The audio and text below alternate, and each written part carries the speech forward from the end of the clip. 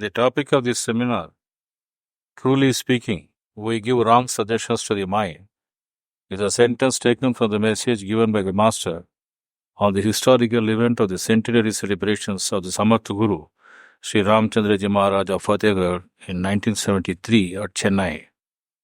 Master on the day was beaming with spiritual splendor, and in his message gave out all the aspects of his system in Rajayoga in a crisp manner. This sentence as such is not new wisdom. As we know, our tradition repeatedly stated that our mind is the cause for our bondage as well as our liberation.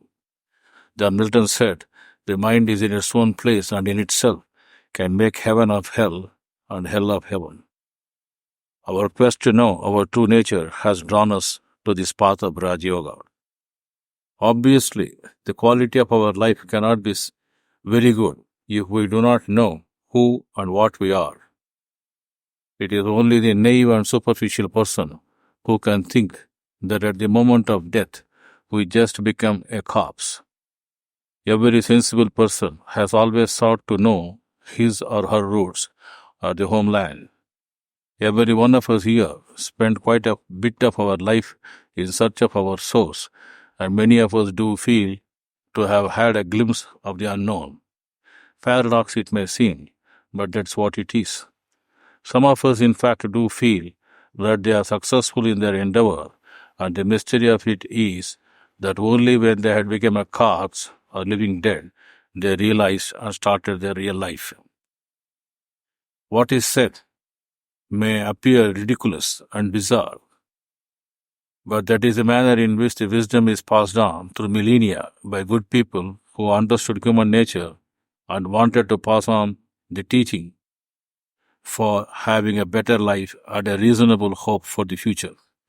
The wise Socrates said, as he looked forward to his last hour, wars, factions, and fighting have no other origin than this same body and its lusts. We must set the soul free from it. We must behold things as they are. And having thus got rid of the foolishness of the body, we shall be pure and hold converse with the pure, and shall in our own selves have complete knowledge of the incorruptible, which is, I take it, no other than the very truth. Socrates proclaimed, I sought to persuade every man among you that he must look to himself and seek virtue and wisdom before he looks to his private interests, and look to the state before he looks to the interests of death. This should be the order which he observes in all his actions. If we try to understand that what the wise man was telling in his last hour, namely that the body and its desires being hatred, revenge, jealousy, and as a consequence wars and suffering, we find that it is as much valid today as it was 2 millennia before. The desire to overcome, to compete, to be more powerful, more rich, to have more possessions is a struggle that brings great stress and unhappiness in our lives in the modern times. If we just look at an ecosystem in nature, we see that adaptation and cooperation are the principles that prevail. Order and organization are essential in every natural environment. Master was saying this only in his fourth commandment. Implementation of this maxim would ensure good, sensible, and balanced administration in human affairs. Robbing, cheating, lying are not conducive to prosperity, but to unrest and confusion. This is true not only in spiritual matters, but applies to mundane matters too.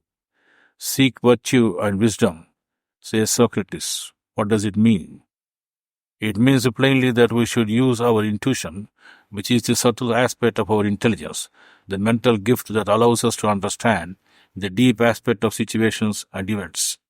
We are not to tend to use impulsivity, brute force, aggression, and revenge, but we should let our superior intellect clarify every situation, be detached, be impersonal, and do not allow ourselves to be sunk into the mud like an animal.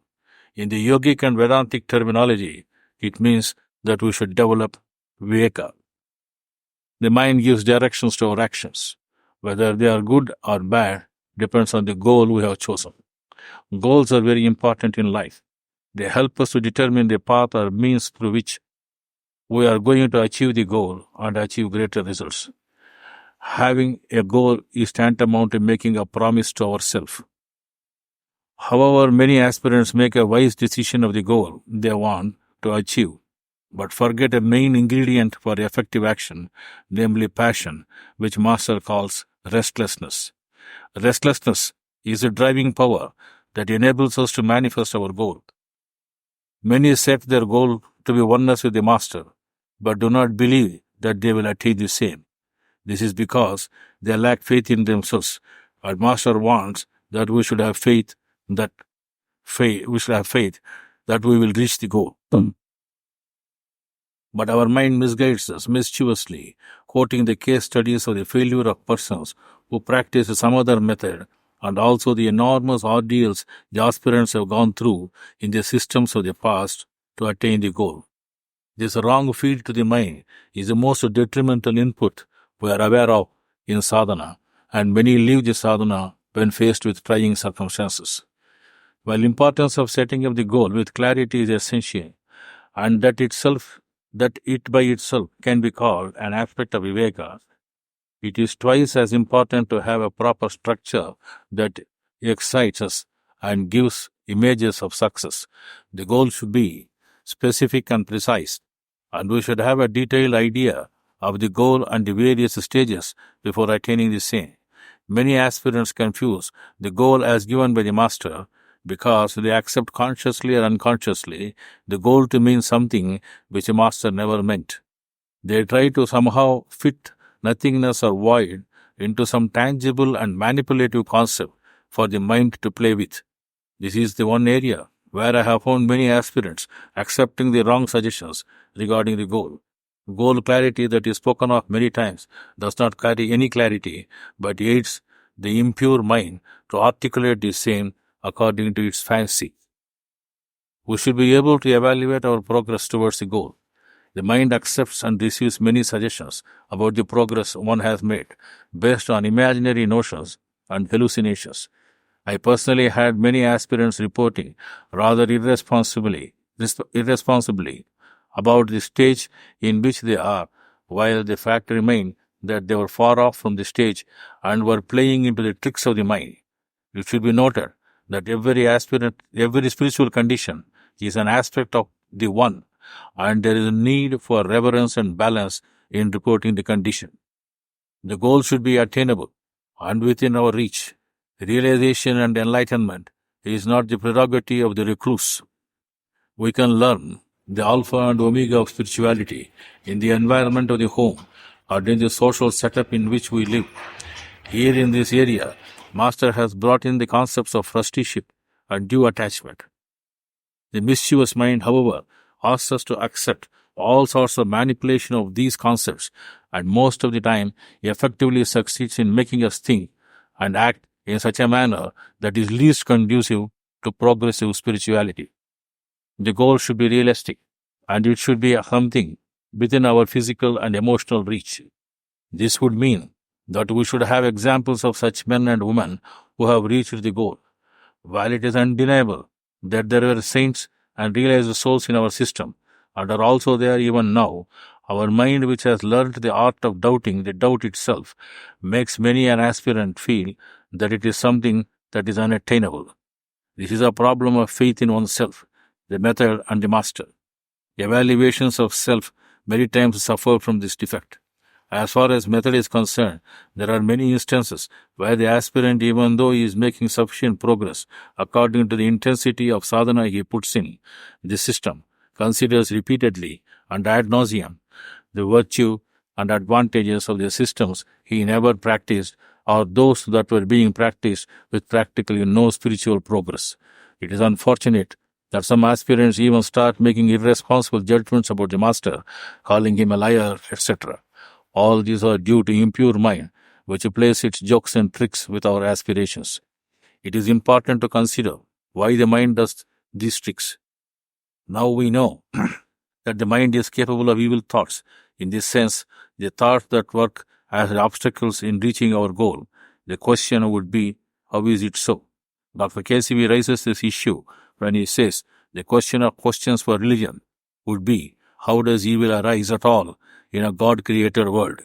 Or if evil infected this creation from the very beginning so as to be the cause of all creation itself, how is it proposed to explain it? There are various reasons, and one of the primary reasons would be that every evil has a nucleus of good, which is exaggerated or perverted. For example, we know that people play up one set of values against another. For instance, social justice against real justice, and what is demanded is a compromise or mutual adjustment of these values. However, one is negated by the other, and there results other compromises which defeat the other conditions of moral life. As it was said of power, that power corrupts, and absolute power corrupts absolutely. We find certain values have a tendency to try to corrupt truth, ahimsa, asteya, aparigraha, and brahmacharya, which fortunately cannot be corrupted. Even an abstract devotion to them is preferable to casuistry regarding them.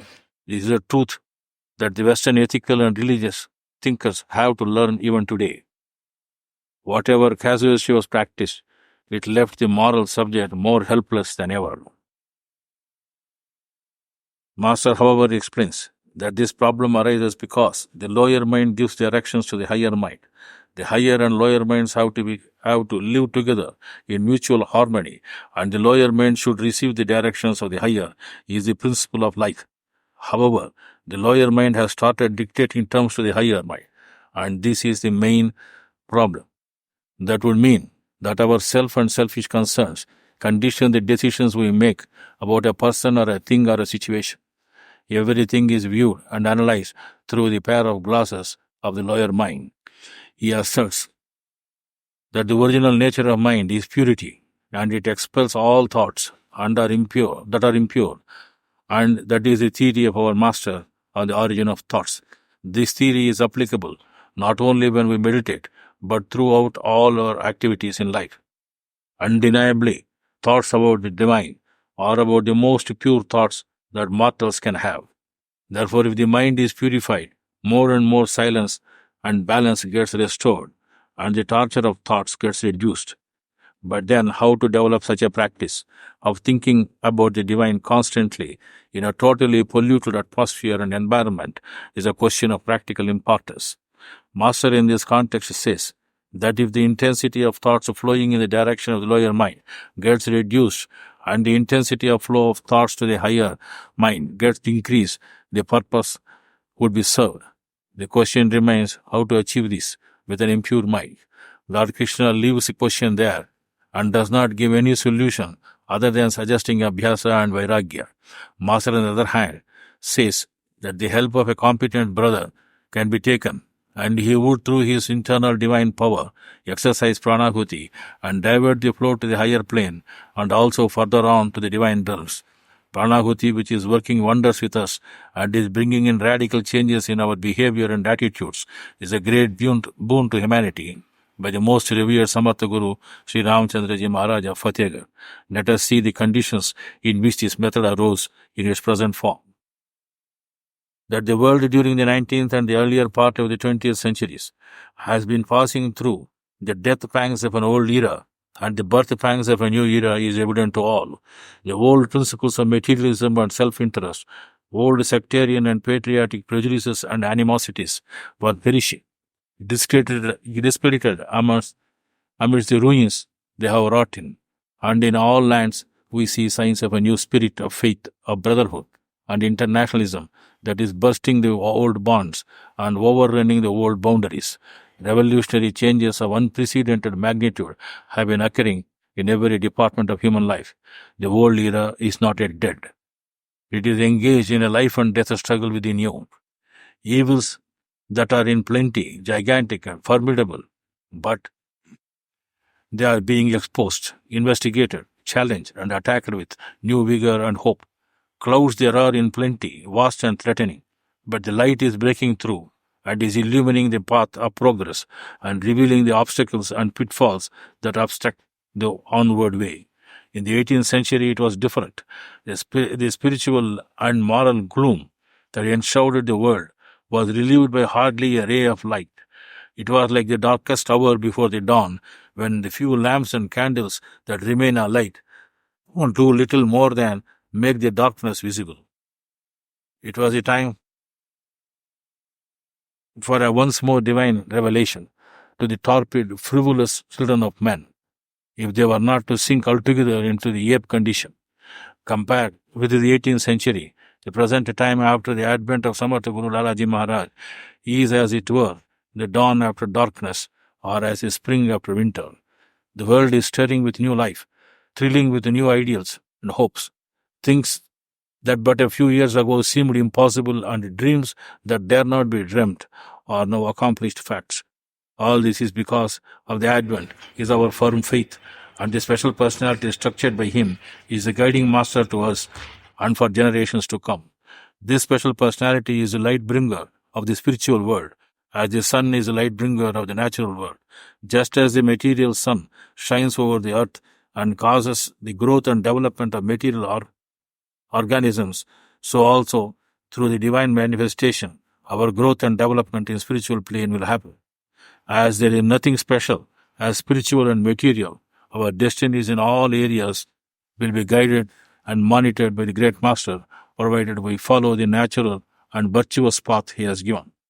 We all individually and collectively have to evolve ourselves and thus humanity as a whole beyond our existing known boundaries. This means that individually we are to change from our existing state of being to become a higher, more evolved state of being. We have discussed that our personalities are conditioned by the environment, physical, vital, mental, and spiritual. Different cultures impose different conditioning upon the minds of their citizens by virtue of their way of life. It all amounts to limitations of mind. To change from the personality we have picked up from the society and the environment into a new personality of our own design, on the lines of the commandments given to us by our Master, is the evolutionary task we all face. This is a task that moves past in the face of family, tradition, culture, religion, color, status, wealth, fashion, gender, fame, or in short, against the face of all the accepted values of our societies. Never before have we been given so much knowledge to challenge our inherited belief systems and to intimidate the self-imposed limitations of our minds. How we develop as we gnaw into the future can only be limited by our own level of acceptance and our own willingness to let go of the past. And our willingness to let go of the past is evidence of our lack of understanding or outright stubbornness towards change, which itself is due to mischievous mind play.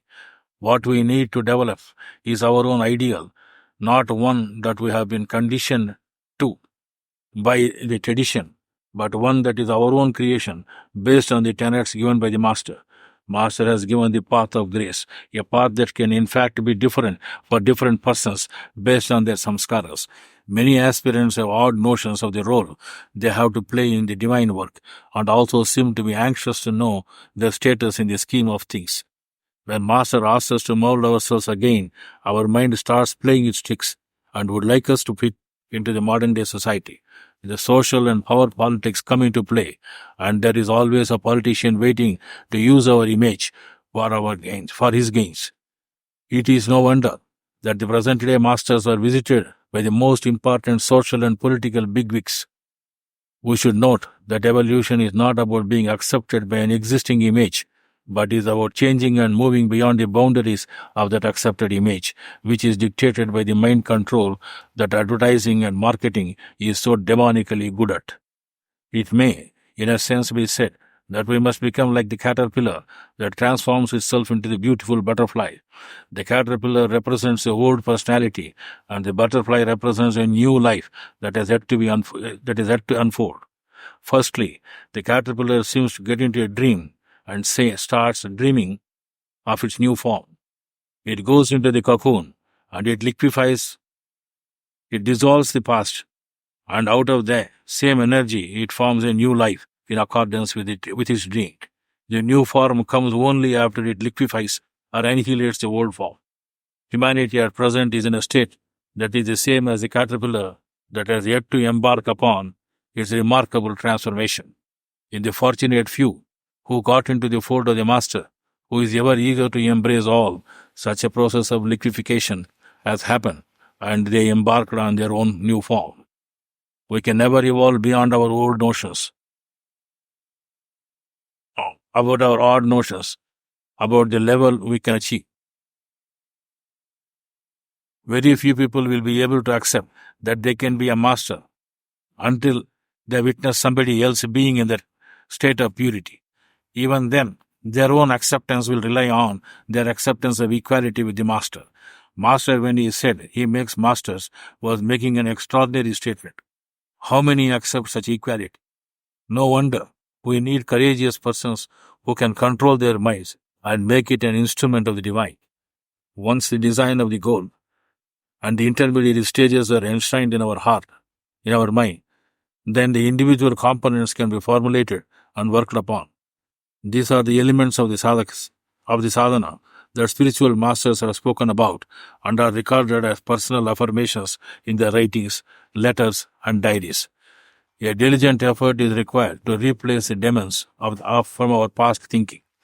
Only when the new knowledge is added to the quagmire of our mind will the alchemical process start to take place. The metamorphosis of the caterpillar is likened to the human alchemical process of turning the lead of the past into the gold of the spiritual truth. It may be rather radical when it is stated that our goal should be to become masters. It is ideal for humanity as a whole. Any climb down from that point is a compromise to an evolved mind.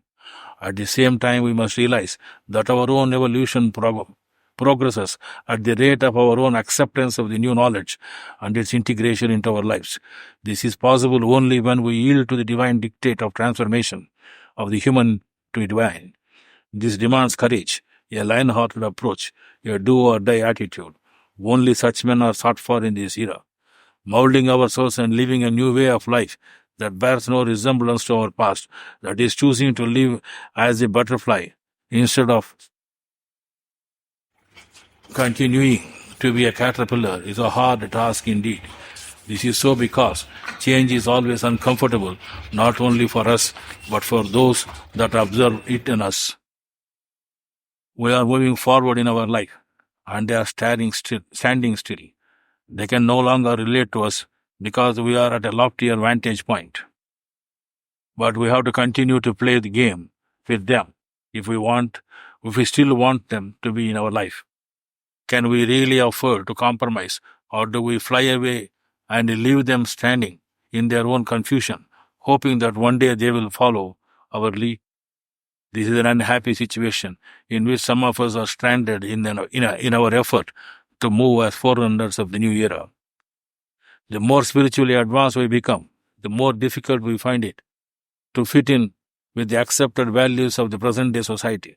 We eventually reach a point when we cease trying to fit in and realize it is only our truth that matters to us. This is why it is said that masters are crippled by the consciousness of humanity. We need to learn that an impeccable entity can no longer effectively operate here amongst persons governed and dictated by the lower mind. There will no longer be any desire in such an entity to partake of the consciousness here. But once the masters make the mistake of forming associations or creating institutions, they cannot avoid the prison they have chosen, and all the values and spiritual stages gained or compromised, leaving them unhappy souls. However, in the absence of our own ideal, there is one ideal that we can focus upon, that is not currently in abundance in human consciousness, namely unconditional love. Such is the possibility for the evolved souls if they keep their goal in view and love that with their entire physical, vital, mental, and spiritual being. Love Him who loves all becomes possible only for persons who are advanced in the spiritual way of life. In such a love, there is no lack, and it is all through abundance. Creating a new life for ourselves is what we do in between lives in the planes of bliss. It is elementary to know that in all the planes, from the physical through the vital, mental, aspiration, and spiritual, there are various shades of bliss. Laya or absorption is had many times in our sadhana. During meditations, it is common observation of the aspirants that we are not aware of the body and we seem to be born in a fresh body after a deep meditation. When we enter back our body, it becomes almost impossible to live what we have created in bliss, because this brain has no memory of what was held in the core of our being. Also, the body imposes on us a mindset based on our samskaras, and it has a different agenda to what our total being is seeking to experience. Our progress in spiritual life often gets blown to smithereens by the demands of our samskaras and the conditioning of our minds by society. The only chance we have in life is to wake up to the knowledge and be born again to a new life of our own, designed on the lines of the natural path. Life as per the path is lofty enough to resemble a life of bliss. Our prayer, thinking the Master to be the ocean of bliss, and we are merged in it, is experienced when there is strict compliance to the commandments of the Master. It's wise to wake up and respond to the call of our Master. Awake, O sleepers, it is the hour of the dawn, while we are in the body, because then we are giving ourselves every chance of fulfilling it. Life then gains a meaning. It is not about our acquiring more and more money or our sex, or being somebody who is acceptable to others and to our society. To accept and adopt this wisdom in life demands determination, or what Master says, girding up our loins. When this determination is further assisted by the Pranahuti, we find our path easier to tread. It is really about fulfilling the spiritual journey or yatra in our quest for mastery. The message taken up for discussion in this seminar is, as already stated, drawn from the message of the Master in 1973 Bodhayanti Celebrations. We can hear the voice of the Master thanks to the efforts made by our associates and disciples of the Master. The magicians have a vessel from which water flows out, irrespective of the several times when it is emptied. This they call, in this country, water of Bharat. For me, this message is one such vessel from which nectar flows, notwithstanding the number of times it is emptied. It is but wisdom to share the nectar with all. Thank you. Namaste.